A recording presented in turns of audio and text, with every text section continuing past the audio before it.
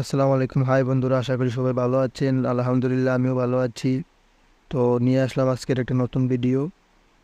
আমরা আজকে জাপানের পর্যটক কেন্দ্রের একটা রেস্ট হাউস আছে এখানে। এই রেস্ট হাউসে আমরা একটু বৃষ্টির কারণে বসেছি, তাই বললাম যে একটা ভিডিও বানিয়ে নেই। ভিডিওটা কীরকম লাগে বলবেন আপনারা।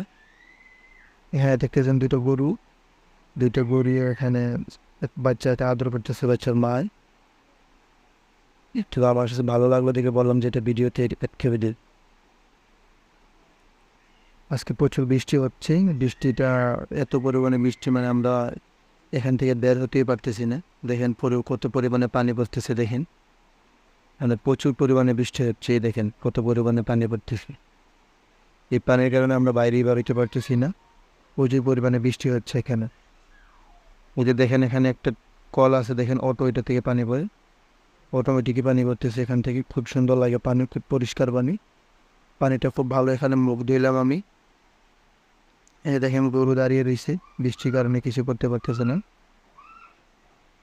এখানে গরুগুলা এভাবেই খায়। এটা পার্কের রেস্ট হাউসের ভিতরেই এটা এভাবে ঘুরে খায়। আর প্রচুর পরিমাণে ঘাস আছে। এই যে ফুলগুলো দেখতেছেন, এখান থেকে 5 মিনিট দূরে একটা পাহাড় আছে, পাহাড়ের কাছ থেকে আমরা এই ফুলগুলার ছবি তুলেছি। খুব সুন্দর ফুল। আর কিছুক্ষণ পরেই তো বৃষ্টি চলে আসলো, তারপর আমরা রেস্ট হাউসে চলে আসলাম। আর এই ফুলগুলা দেখে খুব সুন্দর লাগে। ফুলগুলা খুব কাছ থেকে ছবিগুলা তুলেছি। এই যে এই ফুলটাও খুব ভালো লাগে।